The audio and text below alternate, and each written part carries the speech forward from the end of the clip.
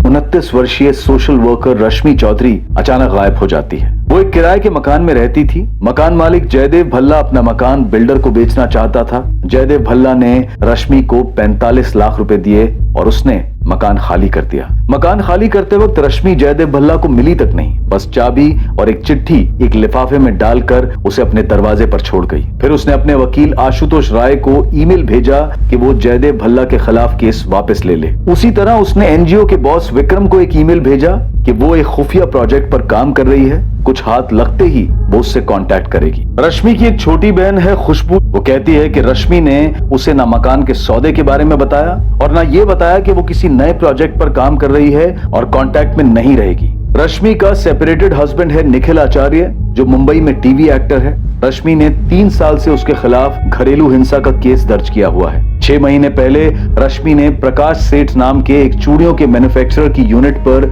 Sting operation किया था और बंधुआ बाल मजदूरों की तस्वीरें ली थी। और उसके गायब होने के बाद उसके एनजीओ में चोरी होती है और कई पेन ड्राइव्स चुराए जाते हैं। क्या पेन ड्राइव्स में कोई स्टिंग ऑपरेशन था लक्ष्मण व्यास के खिलाफ और इसी वजह से उसने भी कुछ कर दिया हो? इस केस की कहानी एक टेलीफिल्म की script perfect murder a mystery से काफी मिलती जुलती है। ये स्क्रिप्ट एक डायरेक्टर ने निखिल को ऑफर की है। रश्मि के लापता होने की हकीकत आखिर क्या है, अब आगे। रश्मि चौधरी की जिंदगी से जुड़े सभी लोग अब संदेह की रडार में हैं, जहां उसके अतीत, उसके वर्तमान सबको इन्वेस्टिगेट किया जा रहा है और हर व्यक्ति की तहकीकात में जुर्म करने का एक मुमकिन कारण सामने आने वाला था। इनमें से ऐसा कौन था जो रश्मि के गायब होने का कारण था? क्या यह मर्डर था, किडनैपिंग थी या फिर कुछ और? विक्रम सहगल, रश्मि मेरी क्लाइंट है। मैं उसके साथ कुछ गलत करवाने के बारे में सोच भी नहीं सकता। तुम्हारी हिम्मत कैसे हुई मुझ पे उंगली उठाने की? आशुतोष, मैंने तुम पर कोई इल्जाम नहीं लगाया। मैंने पुलिस के पूछने पे उन्हें सिर्फ इतना बताया था कि तुमने रश्मि को जयदेव जी के 20 के अगेंस्ट 25 पर सेटल होने की सलाह दी थी और मैंने उसे 45 दिलवाए। और एक काम मैंने खुद नहीं किया है। मुझे जयदेव जी ने रिक्वेस्ट किया था रश्मि से बात करने के लिए, उसे समझाने के लिए, इसीलिए मैंने उससे बात की थी। अरे जयदेव जी ने 45 कैश तुम्हारे हाथ में दिए ना, तुमने दिया रश्मि को या उसे गायब करके सारा कैश खुद ही रख लिया? वाह, मेरे एक स्टेटमेंट से तुम्हें पुलिस ने इंक्वायरी के लिए क्या बुला लिया? तुम मुझे ही मुजरिम साबित कर रहे हो। देखो, शुरुआत तुमने की है, ताली एक हाथ से बजती है क्या?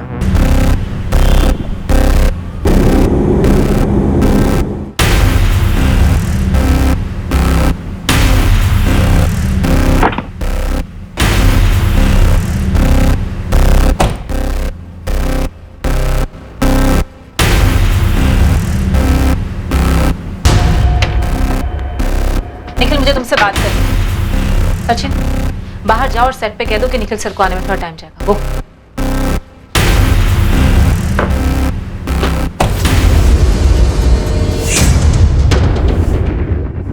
लखनऊ पुलिस से मुझे कॉल आया था। लखनऊ पुलिस ने तुमको फोन क्यों किया? क्या पूछ क्या रहे थे? यही कि तुम्हारा और निखिल आचार्य का क्या रिश्ता है। क्या तुम दोनों शादी करने वाले हो? क्या निखिल रश्मि का जिक्र करता है? तुम्हें पता है कि रश्मि कहाँ गायब हुई है? उनका दिमाग खराब हो गया है क्या? रश्मि के गायब होने से तुम्हारा क्या कनेक्शन? तुम्हारा है। गायत्री, नहीं, मैं जानना चाहती हूँ, क्या तुम्हारा हाथ है रश्मि को गायब करने में? तुम ये बोल भी कैसे सकती हो गायत्री? तुम मुझसे प्यार करती हो ना? निखिल, प्यार अपनी जगह पे है, पर इन सब में मेरा नाम है। जानते हो इसका मतलब क्या है? मेरे पेरेंट्स मुझसे सवाल पूछेंगे, माय फैंस, मीडिया सब यही कहेगा कि हाईएस्ट टीआरपी शो बेजुबा की मेन हीरोइन गायत्री एक मर्डर एक्यूज निखिल आचार्य से शादी। एक मिनट, मर्डर अक्यूज? मिसिंग से मर्डर अक्यूज? दिमाग खराब हो गया उनका? तुम इतना रिएक्ट क्यों कर रही हो यार? रश्मि ने तुम पे डोमेस्टिक वायलेंस का केस किया है, जिसके चलते तुम्हें डाइवोर्स नहीं मिल रहा और उसकी वजह से हम दोनों की शादी नहीं हो पा रही। तो ये रीजन लग रहा है पुलिस को? सच सच बताओ कि रीजन क्या है? पुलिस मुझे हिंट दिए जा रही है कि रश्मि को रास्ते से हटाने के लिए तुमने उसका मर्डर कर दिया। उन्होंने लाइफ को कोई क्राइम शो या थ्रिलर फिल्म समझ रखा है क्या? Perfect murder a mystery. ये स्क्रिप्ट आशीष ने तुम्हें ऑफर की? हाँ की। तो ये कि पुलिस मुझे कह रही थी कि रश्मि के केस की कहानी और वो स्क्रिप्ट बहुत मैच करती है जो तुम्हें ऑफर हुई है। ये क्या कर रहे हो तुम आशीष के साथ? हाँ,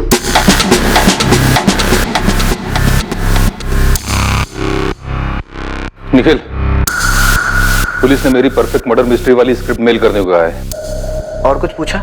नहीं, पहले मुझे ये बता कि तूने किया क्या है। अरे क्या करूंगा मैं यार? अपनी वाइफ को गायब करवाऊंगा, मार डालूंगा उसे। मुझसे पूछ रहा है या मुझे बता रहा है तू? सोच रहा हूँ आशीष। एक मशहूर कहावत है कि किसी चीज को शिद्दत से चाहो तो तुम्हें उसे दिलाने में पूरी कायनात साजिश करती है। अपनी डायलॉग बाजी अपने पास रख तू। मुझे तो ये बता कि तू कौन से साजिश में इन्वॉल्व है, सच बोल।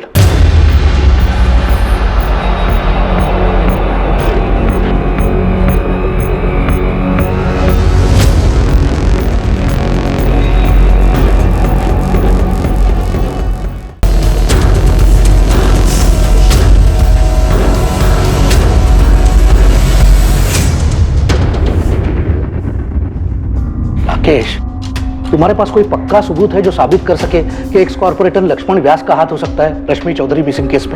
सर कोई पक्का सबूत तो नहीं, पर रश्मि ने अपने बॉस विक्रम को एक ईमेल भेजा था जिसमें उसने लिखा था कि वो किसी बड़े ऑपरेशन पर है। और सर लक्ष्मण व्यास काफी बड़ा है। हम दोनों को मुसीबत में डाल सके जितना बड़ा है।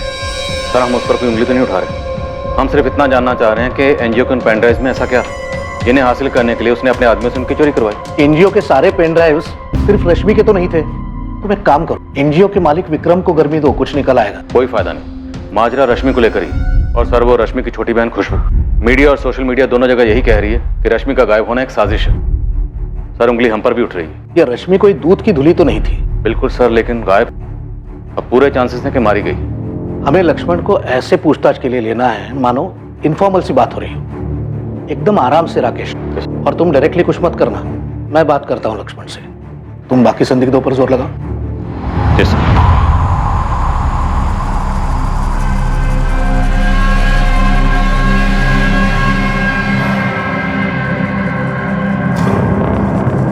आंचल, मैं आज ऑफ ले रही हूँ। थोड़ी तबीयत खराब है और मैं बहुत ज़्यादा परेशान हूँ। सॉरी।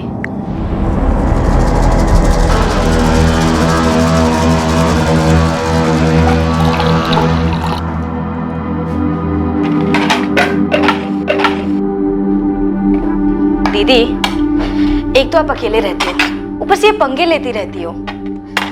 2 साल पहले तक मुझे तेरी फिक्र रहती, अकेले मुंबई में कैसे होगा, और अब तू। दीदी, मैं मुंबई में एक ट्रैवल एजेंसी में जॉब करती हूँ, सर्विस सेक्टर, और आपका एनजीओ लोगों पे रेड करता है। पता नहीं कितने दुश्मन बन गए होंगे। होता है यार, ये काम ही कुछ ऐसा है, अब क्या कर सकते हैं। मैं आपसे कहना चाहती थी कि ये जो जयदेव है वो सब अपना अपना फायदा देखते हैं खुशबू। लाइफ में बहुत ज्यादा आदर्शवादी बनो ना तो लाइफ आगे बढ़ती नहीं है। कड़वा सच तो ये है कि तुम्हें कोई तुम्हारी ईमानदारी और वैल्यूज के लिए पे नहीं करता है। तुम्हें वही पेमेंट मिलती है जो तुम डिजर्व करते हो, और तुम क्या डिजर्व करते हो सिर्फ तुम डिसाइड करते हो। एक सोशल वर्कर से ऐसी बातें सुनना। गलतफहमी है लोगों को सोशल वर्क के बारे में। ये भी करियर है, प्रोफेशन है। हम कोई संत महात्मा नहीं है कि फल फ्रूट खा के जिंदगी बिता देंगे। हमें भी अपनी दाल मखनी चाहिए। तो लो ना, जयदेव अंकल जो ऑफर दे रहे हैं वो ले लो। कोई बुरी रकम नहीं है, 20 लाख। बुरी नहीं ऐसे काम नहीं चलता खुशबू, रकम अच्छी होनी चाहिए, और 1 करोड़ बहुत अच्छी रकम। इतने पैसों का क्या करोगी? हम दोनों यूएस और यूरोप घुमाएंगे, फिर इस पैसे को मल्टीप्लाई करेंगे, फिर 1 और करोड़ बनाएंगे, कोइंसाइड लाइफ बिताएंगे यार। ये आपकी इज्जत की वजह से आपको कुछ हो गया ना तो? कुछ नहीं होगा खुशबू, तू डर मत। ये जयदेव जी भी ना बेकार में इतने लालची बन रहे। पता है उन्हें पूरा 60 करोड़ मिल रहा है और उसमें से 1 करोड़ मांग रही, उसमें भी इतना झिक-झिक कर। वैसे दीदी, झिक-झिक तो आप भी कर रही हैं अपने डिवोर्स वाले केस में। छोड़ दो ना निखिल को, क्यों खींच रही हो? नहीं खुशबू, ये जो लोग कहते हैं ना मूव ऑन करो, आगे बढ़ो, पिछला सब कुछ भुला दो वगैरह वगैरह, ये सारी अच्छी अच्छी बातें तब काम नहीं करती हैं जब आपके साथ भयंकर चीटिंग की गई हो, जो निखिल ने मेरे साथ की। उससे तो मैं सूद समेत वसूली करूंगी। ये अच्छी बातें और कहावतें सिर्फ ग्रीटिंग कार्ड्स, फॉरवर्ड्स और ऑफिस के सॉफ्ट बोर्ड पर जचती हैं, असली जिंदगी में नहीं खुशबू, याद रखो। रश्मि कोई आसानी से मानने वालों में से नहीं है। आसान नहीं है उसके साथ डील करना। अगर मैं 25 की जगह 75 में भी समझौता कराता तब भी वो हाँ नहीं करती। पर वो तो 45 में मान गई। ऐसा आपसे जयदेव जी और विक्रम ने कहा ना, खुद रश्मि ने तो नहीं कहा। तो जयदेव जी और विक्रम झूठ बोल रहे हैं? ये तो आप पता कीजिए सर। मैं सिर्फ इतना बता सकता हूं कि रश्मि के दोनों केसेस मैं ही हैंडल कर रहा हूं। एक जयदेव जी के खिलाफ, दूसरा उसके पति के खिलाफ। दोनों केस रगड़ रहे हैं। मैंने समझौते की सलाह दी लेकिन रश्मि मानने कोई तैयार नहीं है। मेरे लिए तो सही है, मुझे तो दोनों केसेस की फीस मिलती रहेगी। फिर भी मैंने बड़ी ईमानदारी से उससे बात की थी। निखिल वाले केस की हियरिंग अगले महीने की 4 तारीख को है। जयदेव जी वाले केस की हियरिंग जल्द से जल्द करवाने की कोशिश कर रहा हूं। लेकिन रश्मि, जयदेव जी 25 के आगे मानेंगे नहीं। आप मेरी तरफ हो या जयदेव जी? खुद के वकील पर भरोसा नहीं है तुम्हें? तो फिर बार बार मुझे जयदेव जी के बेकार से ऑफर को कबूल करने के लिए क्यों कह रहे हैं? वैसे ही निखिल के खिलाफ केस वापस लेने के लिए कह रहे हैं, क्यों? इसमें आपका क्या फायदा है? मेरा फायदा? रश्मि, अगर दोनों केसेस सेटल हो जाते हैं तो मेरे हाथ से 2 केसेस जाएंगे भी तो सही। मतलब 2 केसेस की फीस जो तुम मुझे बराबर देती आई हो। वैसे वो जयदेव जी कितना दे रहे हैं आपको मुझे 25 में मनवाने के लिए?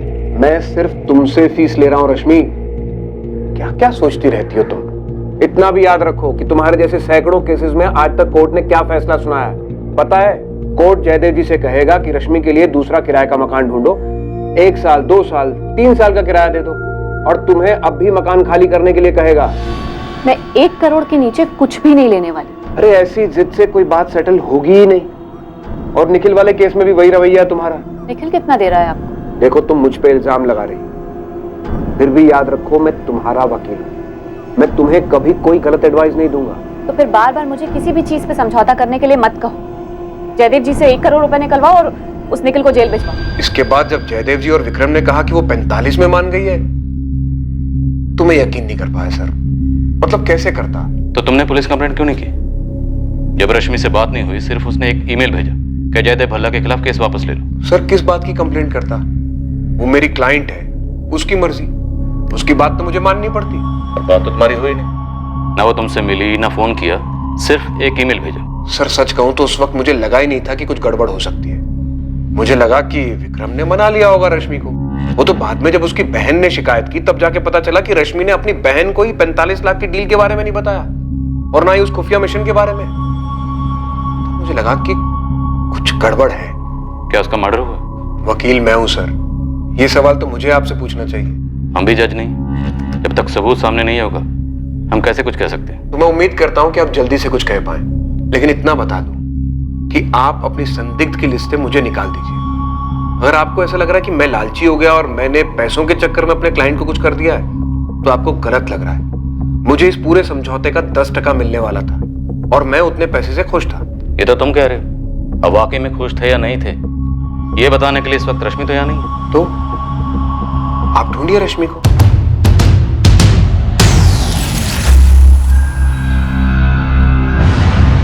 ये आशुतोष राय बहुत ही छोटे लेवल का वकील है। छोटे मोटे क्रिमिनल के बेल केसेस, ट्रैफिक वाले केसेस, ऐसे ही केसेस आते हैं इसके पास। छोटा सा ऑफिस है, वो भी किराए का, खुद का ऑफिस भी नहीं है उसके पास, लेकिन बड़े बड़े अरमान है इस वकील के। पिछले 10 साल से है मैदान में, बड़े बड़े क्रिमिनल केसेस लेना चाहता है, लेकिन कोई उसे केस देता ही नहीं है। तो रश्मि को इस वकील में ऐसा क्या दिखा? रश्मि के डोमेस्टिक वायलेंस केस में ऐसा क्या था? और ये सेटलमेंट 10% बोल रहा है, मतलब 25 लाख पे 2.5 लाख। अब उसके लिए तो जैकपॉट ही होगा ना। जयदेव और विक्रम बोल रहे हैं कि 45 लाख थी, तो जैकपॉट डबल। सर, लक्ष्मण व्यास के ऑफिस से कॉल था, मिलकर बात करने की परमिशन दी। गुड। उन पेनड्राइव्स में क्या था, कुछ पता चला? अभी तक तो नहीं साहब, लेकिन पक्का कोई एटम बम होगा जो इस लक्ष्मण पे फटने वाला था। हो सकता है रश्मि चौधरी से ब्लैकमेल कर रही है। अजीब शख्सियत है, एक तरफ समाज सेवा, दूसरी तरफ मेवा। रश्मि चौधरी को गायब हुए अब पूरा 1 महीना बीत चुका था। इन्वेस्टिगेशन टीम अब यही मानकर चल रही थी कि वो अपने हालात की विक्टिम थी, जिसमें कई लोग थे जिन्हें रश्मि की गैर मौजूदगी से फायदा हो सकता था। और अब एक नए एंगल को टटोला जा रहा था, ये पता करने के लिए कि क्या सच में रश्मि चौधरी की हत्या कर दी गई थी। शैलेश, रश्मि किस चीज पर काम कर रही थी? पूरी संभावना है सर, इस रश्मि ने लक्ष्मण व्यास पे कोई स्टिंग किया था, तभी वो लोग पेनड्राइव के पीछे पड़े थे। तो पर उसने मुझे क्यों नहीं बताया? प्रकाश सेठ चूड़ियों की फैक्ट्री वाले स्टिंग के बारे में कहाँ बताया था? वो तो हमें दूसरों से ही पता चला था ना। अच्छा, ये जो चोरी हुई थी पेनड्राइव, तुमने उसकी लिस्ट बनाई है? हाँ सर, लेकिन उसमें एक भी पेनड्राइव रश्मि का नहीं था। सर, रश्मि अपना कोई भी सामान ऑफिस में छोड़ती नहीं थी।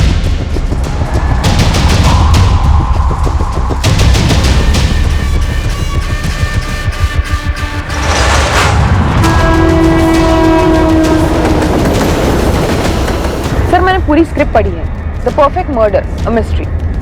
क्या स्क्रिप्ट में? एक पति पूरी बारीकी से प्लान करके अपने पत्नी को मार डालता है और दुनिया को ऐसे लगता है कि वो खुद से गायब हुई है। ये तो बिल्कुल रश्मि चौधरी के केस जैसा। सर, कुछ ज्यादा ही सिमिलर है, इसलिए मैंने स्क्रिप्ट के राइटर डायरेक्टर आशीष दास, निखिल आचार्य और उसकी गर्लफ्रेंड गायत्री, तीनों को पुलिस स्टेशन बुलाया है। सर, अगर रश्मि मारी गई है, कारण या तो ये पैसे हैं, वो 45 लाख रुपए, या तो ये टूटी शादी जो पूरी तरीके से टूटी नहीं है। पेन ड्राइव चुराने वाले ने सोचा था कि पेन ड्राइव रश्मि की है। ऐसा भी क्या ढूंढा जा रहा था उन्हें? क्या इसकी सच्चाई आसानी से सामने आती? देखिए इंस्पेक्टर राकेश, जो पूछना है जल्दी पूछिए। कहा है कि मुझे एक मीटिंग में जाना है। डीसीपी साहब ने फोन किया था, इसलिए मैं आपको समय दे रहा हूं। पूछिए क्या पूछना है, बताइए। लक्ष्मण जी, आप रश्मि चौधरी को कैसे जानते हैं? देखिए, हम दोनों समाज के लिए काम करते हैं, इसलिए कभी कभार मुलाकात भी हो जाती है और एक दूसरे की मदद भी हो जाती है। लेकिन अभी वो जो बाल मजदूरी के लिए काम कर रही है ना, इसके लिए बड़ी कदर करता हूँ उसकी। सर, जिस एनजीओ में रश्मि चौधरी काम करती है वहां हाल ही में एक चोरी हुई और वहां से पेन ड्राइव चुरा गए। सिर्फ पेन ड्राइव। ये तो बड़ा अजीब बात है। सर, हमारे सोर्सेज ने बताया कि पेन ड्राइव्स की चोरी हमने चोरी करवाई। हमने करवाई है पेन ड्राइव की चोरी। क्या मैडम, आप भी अजीब बात करती हैं। ये 100-150 रुपया में पेन ड्राइव मिलता है और उसकी चोरी मैं करवाऊंगा? इसी के लिए आप आई है क्या? इतना समय नहीं है मेरे पास। इसने आपके आदमी बलवीर का नाम लिया है। क्या मैडम, वही सोर्सेज की बात आप करती हैं? अरे हमारे बहुत विरोधी हैं, तो कुछ भी कहेंगे तो उसके पीछे मैं भागता रहूं? इंटरनेट पर बहुत तरह की बातें होती हैं, तो सबका जवाब देता फिरूं क्या मैं? है? और रही वो पेन ड्राइव की बात, है ना मैम, उस पेन ड्राइव में ऐसा कुछ नहीं है। सर, आपका ज्यादा वक्त नहीं लूं, सीधा सवाल पूछता हूं। पूछिए। उन पेन ड्राइव्स में ऐसा क्या है जो आपके लिए खतरा हो सकता है, जिसकी वजह से रश्मि चौधरी गायब हुई? देखिए, रश्मि चौधरी गायब हुई, इसका बहुत दुख है हमें, और उम्मीद करते हैं कि आप जल्द से जल्द उनको ढूंढ भी निकालेंगे। और रही पेन ड्राइव की बात, तो पेन ड्राइव में हमारे खिलाफ कुछ हो ही नहीं सकता।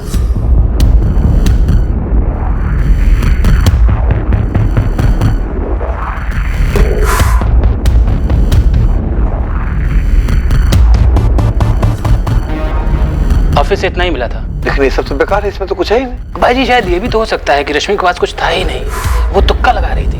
वो तुक्का नहीं गिरा रही। तो अब कहाँ ढूंढे? ऐसी कौन सी जगह बाकी रह गई है? ऐसा भी तो सकता है वो पेन ड्राइव अपने साथ ले गई हो। तो अपने साथ ले गई होगी, अब किस बात का डर है? और भाई जी, आप खामखा टेंशन ले रहे हैं, कुछ नहीं होगा। अब हमें कुछ करने की जरूरत ही नहीं होगी। चलिए, मुझे और कुछ नहीं कहना।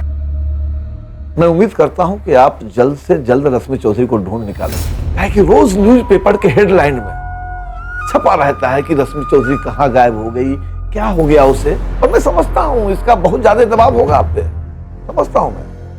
खैर, जाइए ढूंढिए उसको। हाँ, नमस्कार।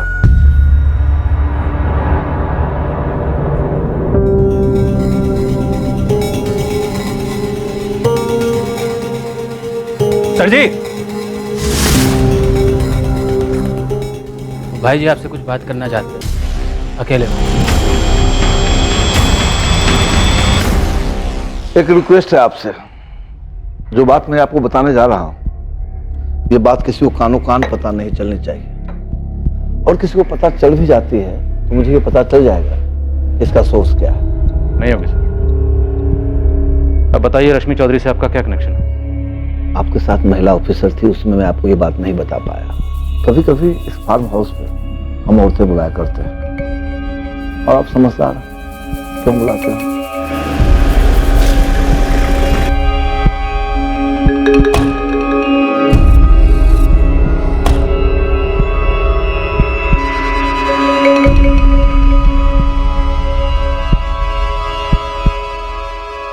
सभी के सभी बालिग होती है और अपनी मर्जी से यहाँ आती है, और इसके बदले में उनको अच्छी खासी रकम भी देता हूँ, वो भी कैश में, ताकि वो मुंह न खोलें। रश्मि चौधरी भी? पता नहीं रश्मि चौधरी क्या खेल खेल रही थी। वह यूं यहाँ लाई गई किसी एक औरत ने पूरा पेमेंट लेने के बाद भी हमको धोखा दिया।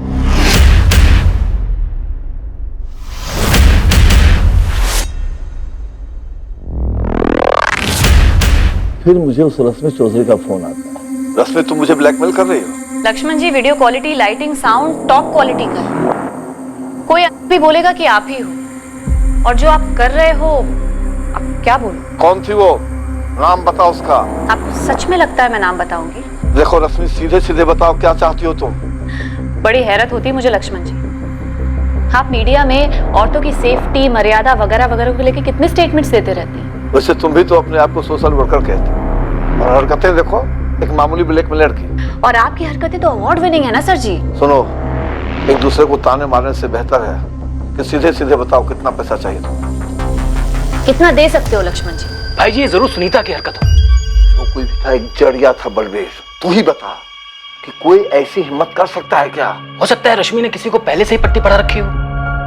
15 लाख फिक्स हुआ था। पैसे दिए आपने? डील होने के पहले ही वो गायब हो गए। तभी तो हमने पेन ड्राइव हासिल किए थे ताकि वो किसी और के हाथ में ना लग जाए। हालांकि उस पेन ड्राइव में कुछ था नहीं। वो पेन ड्राइव मैं आपको लौटा दूंगा। जी सर। मुझे लगता है रश्मि चौधरी मारी गई है। क्या है कि जिस तरह से उसको लगता था कि मुझे ब्लैकमेल कर वो कोई जैकपॉट हासिल करेगी, उसी तरह से उसको मारने वाले का भी कोई जैकपॉट दांव पे लगा होगा। लेकिन वो आदमी मैं नहीं।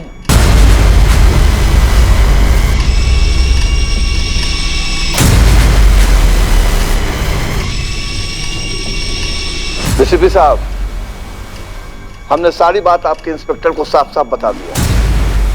इसके बाद इस केस में हमारा नाम आना ही नहीं चाहिए। सर इतना सब कुछ साफ साफ बोल रहा है, मतलब सच ही बोल रहा होगा? हर संदिग्ध यही कहता है कि वो सच बोल रहा है।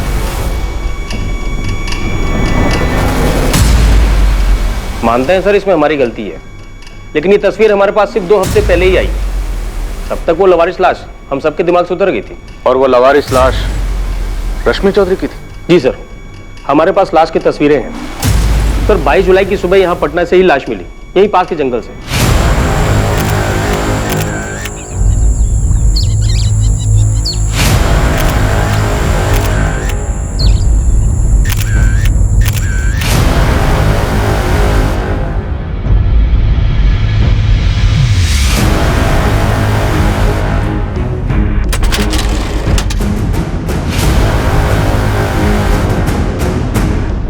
पोस्टमार्टम से सामने आया है कि मौत गला घोटने से हुई है, कोई सेक्सुअल असॉल्ट नहीं था। हम लाश की पहचान नहीं कर पाए। बॉडी तेजी से गलती जा रही थी, इसलिए हमने उसका क्रियाक्रम कर दिया, लेकिन अंश हमने बचा के रखे ताकि डीएनए टेस्टिंग में काम आ सके। तो मैं रश्मि चौधरी की बॉडी 22 जुलाई को मिल गई थी, जबकि उसकी मिसिंग कंप्लेंट 29 जुलाई को फाइल की गई। 7 दिन तक किसी को पता नहीं था कि रश्मि चौधरी कहाँ है और उसके साथ क्या हुआ। 29 जुलाई को उसकी मिसिंग कंप्लेंट उसकी छोटी बहन खुशबू ने फाइल की थी। वही तो सर, काफी दुर्भाग्यपूर्ण है।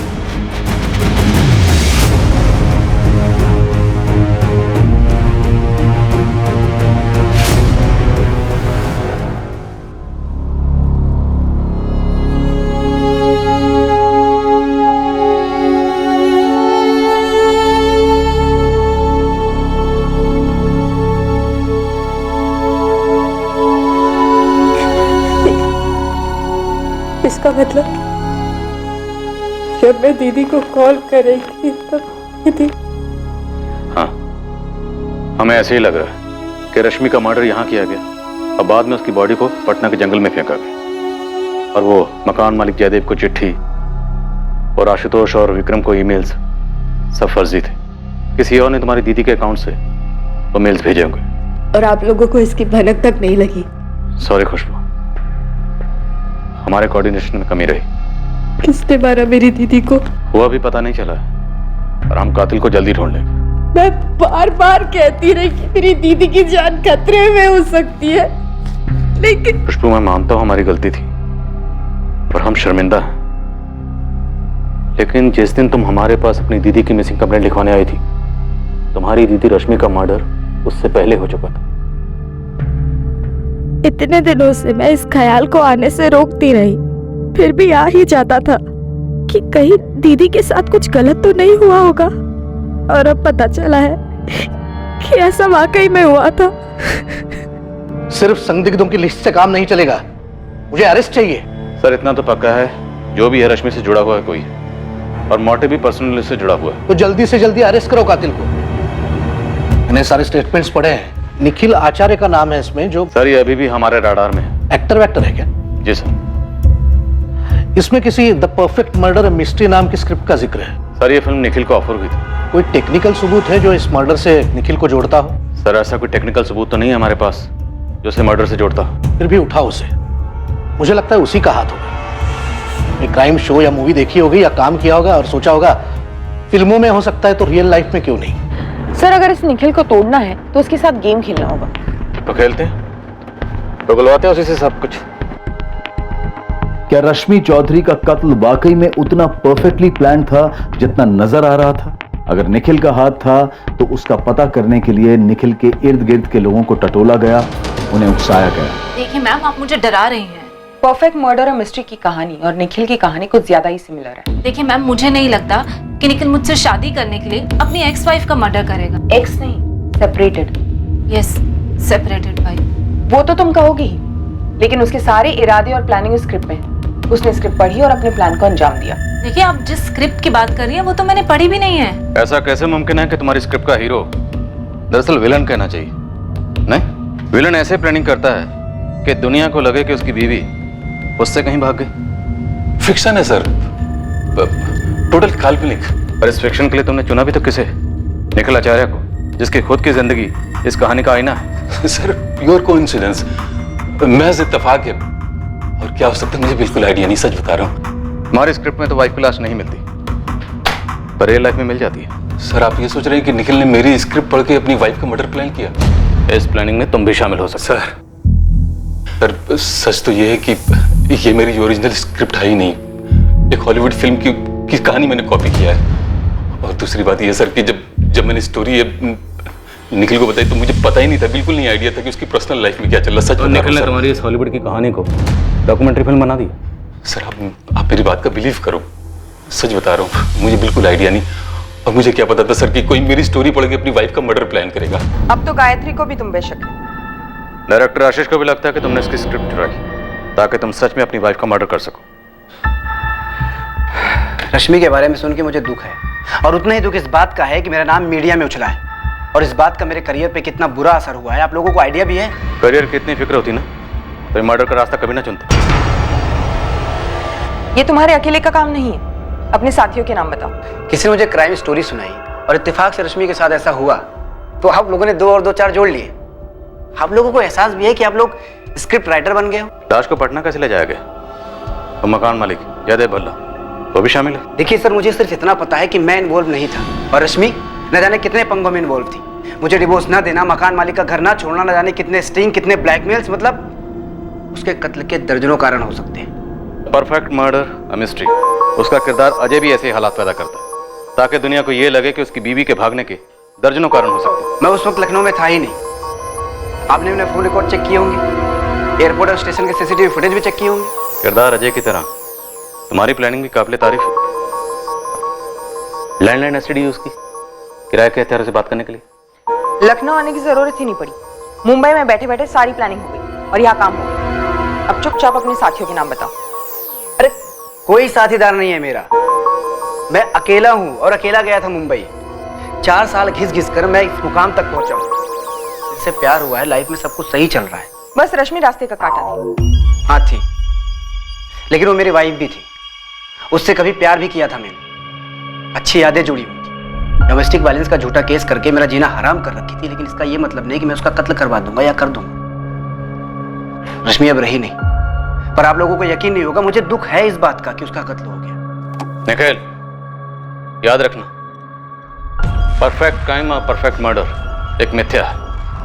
हर जुर्म मुजरिम पर पलट के वार करने आता है। ये डायलॉग मैंने कई बार सुना है और कई बार बोला भी है, लेकिन मैं जो आपको बोलने जा रहा हूं ना, वो ना तो आपने कभी सुना होगा और ना ही बोला, और आपने सोचा भी नहीं, क्योंकि आप सिर्फ उन लोगों को टटोल रहे हैं जिनका मसला रश्मि के साथ था। आपकी नजर वहां गई नहीं जहां कोई मसला नहीं था। क्या कहना चाहते? साफ साफ बोलो। खुशबू,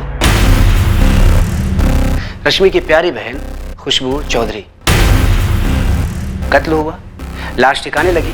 उसके 4 दिन बाद मैडम खुशबू आप लोगों के पास आती हैं और चारों दिशाओं में फायर करती हैं। मेरी तरफ, जयदेव जी की तरफ, एडवोकेट आशुतोष की तरफ, उसके एनजीओ के बॉस विक्रम की तरफ, स्टिंग ऑपरेशन की तरफ, और फिर ये सभी एक दूसरे पर निशाना साधते हैं। पर मैडम खुशबू वो आपकी रडार से पूरी तरह बाहर रहती है। तो तुम ये कह रहे हो कि इस खुशबू और रश्मि के बीच कोई छुपा हुआ मसला था? या ये एंगल तुम्हारी स्क्रिप्ट की उपज है? यही एक एंगल है जो स्क्रिप्ट में नहीं है इंस्पेक्टर। स्क्रिप्ट में नहीं है तो क्या नया एंगल जोड़ रहा है?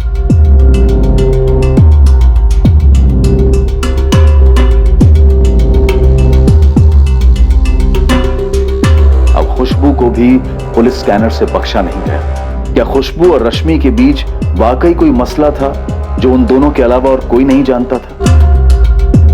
खुशबू ने जब अपनी बहन की खोज शुरू की थी, पुलिस ने उस समय के उसके पदचिन्ह नापना शुरू कर दिए। अब पुलिस खोज रही थी वो मिसिंग कड़ी जो शायद खुशबू को इस जुर्म से जोड़ने वाली थी। ये नई खोज पुलिस को दोबारा से एनजीओ के मालिक विक्रम सहगल से रश्मि के वकील आशुतोष राय तक ले गई और घूम फिरकर पुलिस फिर से मकान मालिक जयदेव भल्ला तक पहुंची।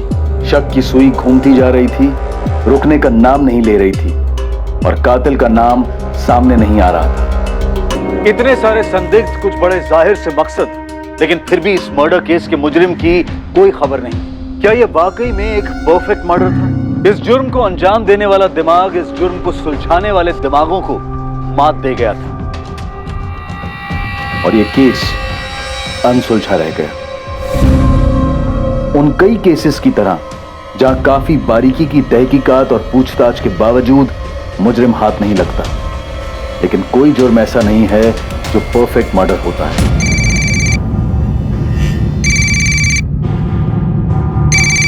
इंस्पेक्टर राकेश अधिकारी। जय सर।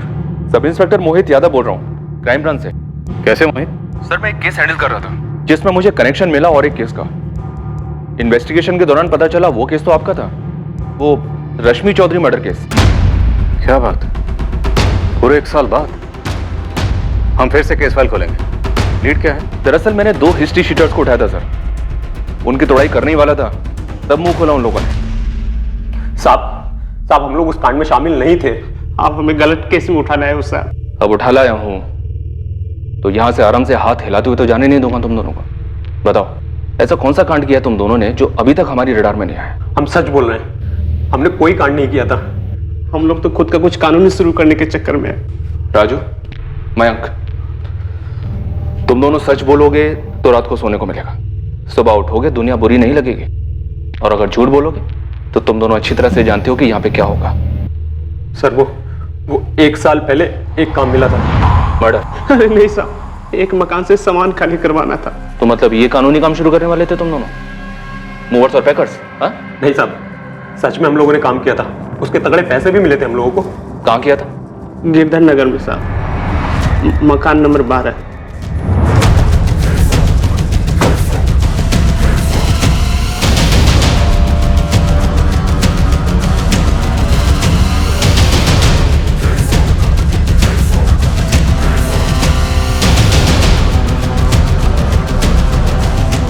मकान किसका था, डिटेल दो। हमें पता नहीं है साहब, हमें तो पैसे मिले और हमने काम कर दिया।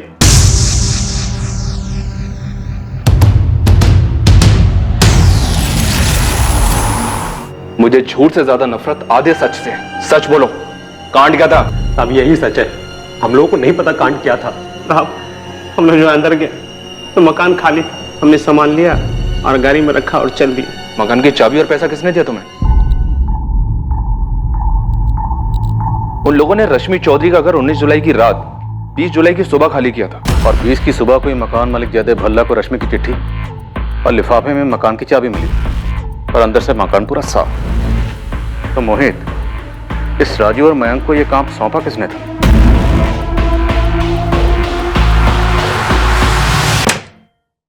Good afternoon Ashutosh. Good afternoon, बैठिए। आखिरकार आपने अपना ऑफिस ले लिया, कोई बढ़िया वाला।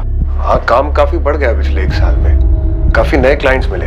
हाँ, क्लाइंट्स काफी तरक्की लाते हैं, सोने के अंडे देने वाली मुर्गियां होते हैं क्लाइंट्स, जैसे कि रश्मि चौधरी क्लाइंट थी आपकी, याद है? बात क्या है इंस्पेक्टर? बात 45 लाख के वकील साहब, वही 45 लाख जो जयदेव भल्ला ने वाकई विक्रम को दी, और विक्रम ने तुम्हारी क्लाइंट रश्मि को दी, और रश्मि के कातिल ने रश्मि का कत्ल किया और 45 लाख खुद रख ली। ऐसे कैसे? मतलब कौन है? राजू और मैं, क्रिमिनल्स हैं। किसी जमाने में तुमने उनकी जमानत करवाई थी, तुम्हें तो याद भी नहीं होगा। हाँ याद है मुझे। क्या हुआ उन्हें? पकड़े गए, सब बोल दिया। मैडम ऐसे कैसे अचानक टिकट कटाकर लखनऊ आ जाओ? आखिर हुआ क्या है? तुम्हारी बहन के कातिलों का खुलासा होने वाला है। इससे पहले कि पुलिस आशुतोष राय को उठाने पहुंचती, उन्होंने उस कनेक्शन और उस चाबी को उठा लिया था जो आशुतोष को केस के साथ साफ साफ जोड़ रही थी। लेकिन क्या आशुतोष ने ही मर्डर किया था या माजरा कुछ और ही था जो इस केस की अनसुलझी कड़ी थी? इंस्पेक्टर साहब, सर कुछ तो बोलेगी भी आप। बोला तो आपका जयदेव जी, लिफाफे के अंदर जो चाबी थी, चिट्ठी थी, उनके बारे में। बैठे आराम से, नाश्ता पानी करिए, तब तक हम बाकी कड़ियां लेकर आ रहे हैं। आप कहानी पूरी कर दें।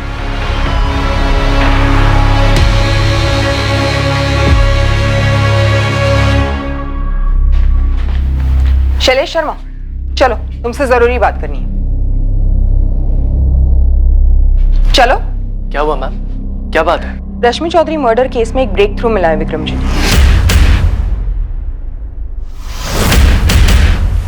चाबी किसने दी थी? बर्फ।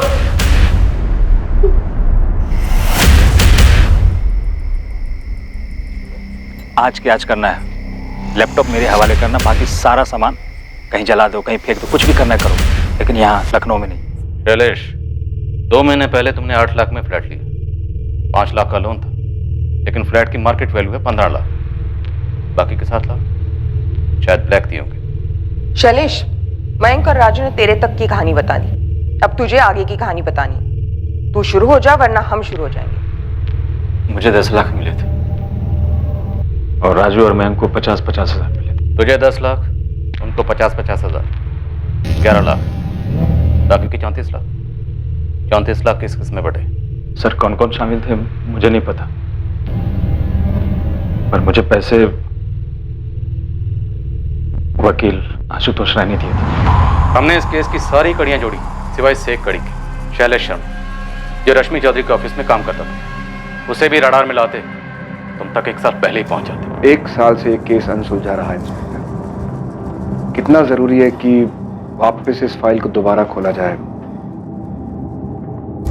हम बात कर सकते हैं? हाँ, जरूर बात होगी, लेकिन रश्मि चौधरी के कत्ल को लेकर। कत्ल क्यों हुआ, कैसे हुआ और कितने लोग शामिल थे? 60 लाख?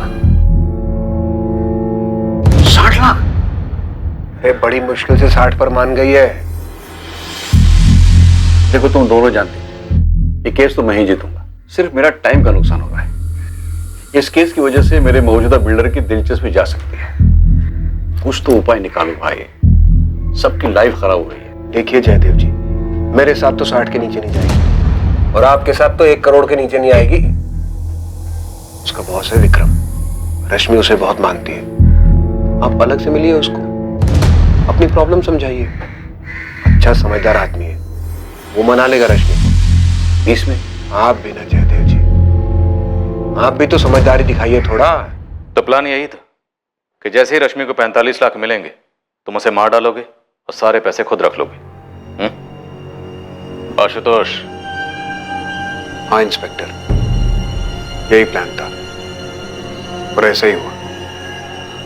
मैं छोटे मोटे केसेस लड़कर थक चुका था, हाथ में कुछ बचता ही नहीं था। और तुम्हें यहाँ जैकपॉट दिखा? बिल्कुल। देखिए, समझौता कितने में भी होता, मुझे तो 10% ही मिलने वाला था। वो भी रश्मि देती या नहीं, इस बात की कोई गारंटी नहीं थी। तुमने विक्रम के थ्रू डील करवाने की सलाह दी जयदेव भल्ला को, क्यों? ताकि अगर कभी कोई कुछ गड़बड़ हो तो वो भी शक के दायरे में आए। मैं अपनी तरफ से क्लीन बना रहा। मैंने विक्रम के ऑफिस से शैलेश को भी खरीद लिया।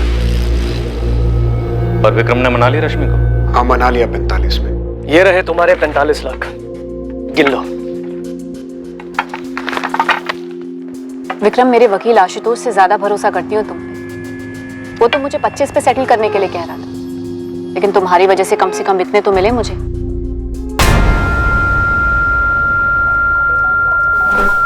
आशुतोष जी, रश्मि को विक्रम जी ने पूरे 45 लाख कैश पकड़ा दिए। और मकान खाली कब कर रही है? कह तो रही थी कि जल्दी करेगी, लेकिन मुझे नहीं लगता कि दूसरा घर मिलने के पहले ये घर खाली करेगी। गुड।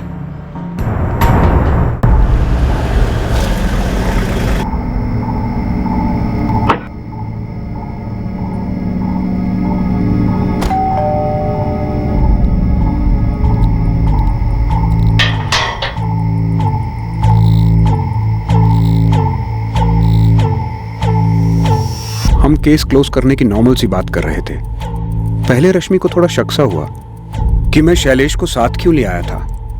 मैंने बात टाल दी और मौके का इंतजार किया। उसे तो खैर भनक तक नहीं थी कि क्या होने जा रहा है।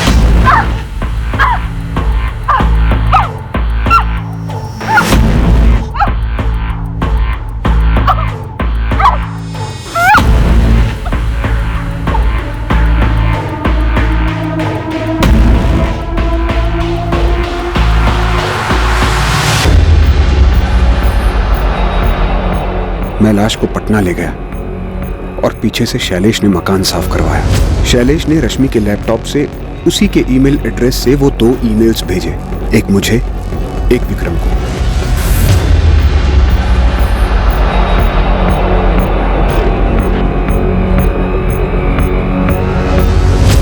मैंने आप लोगों को सब कुछ सच बता दिया। तुम्हारी वाइफ को मालूम है तुमने ये नया ऑफिस कैसे खरीदा? सर, क्यों एक बेचारी औरत का दिल और भरोसा तोड़ना चाहते? कहिए, क्या कीमत लेंगे इस केस को सेटल करने की?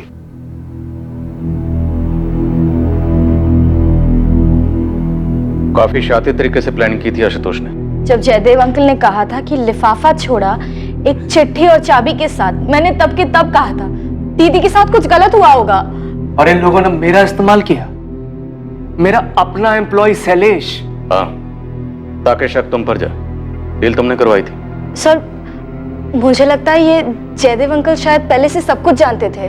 खुशबू, हम तहकीकात कर रहे हैं, लेकिन अभी तक कोई भी ऐसा एविडेंस सामने नहीं आया। अब अगर आशुतोष कोई गेम खेलता है, जयदेव भल्ला का नाम लेता भी है, तब भी सबूत की जरूरत तो पड़ेगी। विक्रम जी, मुझे नहीं लगता कि दीदी ऐसी थी। ये ऐसे पैसों के पीछे, ये गलत है, ये झूठ है, ताकि दीदी को विलेन दिखा सके, ये पूरा केस उलझाने के लिए। ये तो मैं भी नहीं मान सकता कि रश्मि स्टिंग ऑपरेशन लोगों को ब्लैकमेल करने के लिए किया करती, चाहे वो प्रकाश सेठ की चूड़ियों की फैक्ट्री या उस लक्ष्मण कॉर्पोरेटर वाला स्टिंग। अगर उसके हाथ में कुछ भी ठोस लगता ना, तो सबसे पहले मुझे बताती। पता है, मुझे हमेशा से ये डर था कि एक ना एक दिन दीदी के साथ कुछ बुरा हो सकता है। और एक्सक्यूज मी। हाँ निखिल। खुशबू, मुझे पता चल गया कि रश्मि का असली गुनहगार कौन है। अब तो पूरी दुनिया को पता चल गया है। लेकिन जब उससे बात नहीं हो पा रही थी तो सबसे पहले तुमने मुझे फोन किया था, तो अब क्यों नहीं? Just shut up Nikhil. तुम तो चाहते थे मेरी दीदी को रास्ते से हटाना, किसी और ने हटा दिया। तुमसे ज्यादा खुश कोई और नहीं हुआ होगा। ऐसा नहीं है खुशबू, तुम अभी भी मुझे गलत समझ रही हो। तुम्हारी दीदी से मैंने कभी प्यार भी किया था, सच्चा प्यार। और एक बार दिल से किसी को चाहो ना, तो उसके बारे में इतना गलत कभी नहीं सोच सकते हो, कभी नहीं।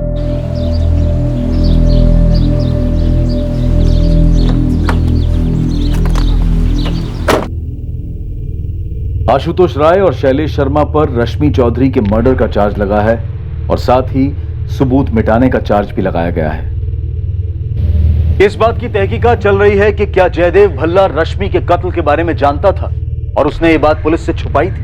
पैसा लोगों से कुछ भी करवा सकता है, जो कल्पना के बाहर हो, सोच के बाहर हो, वो भी करवा सकता है। और ये बात शायद सच है, लेकिन ये भी सच है कि जुर्म के जरिए हासिल किया गया धन आखिरकार मुजरिम के सुख चैन को खरीद लेता है। जुर्म की प्लानिंग के वक्त, उसे अंजाम देने के बाद, पैसा हाथ लगने के बाद मुजरिम को यह महसूस होता होगा कि उसके जीवन में एक जैकपॉट लग रहा है या लग गया है। लेकिन गलत तरीके से लगा जैकपॉट कभी ना कभी कानून को मुजरिम के दरवाजे तक पहुंचा ही देता है। ये कोई पहला केस नहीं है जहां मर्डर इन्वेस्टिगेशन काफी वक्त तक अनसुलझी रही, जिसका ब्रेक थ्रू पूरे 1 साल बाद मिला और मुजरिम रोशनी में लाए गए।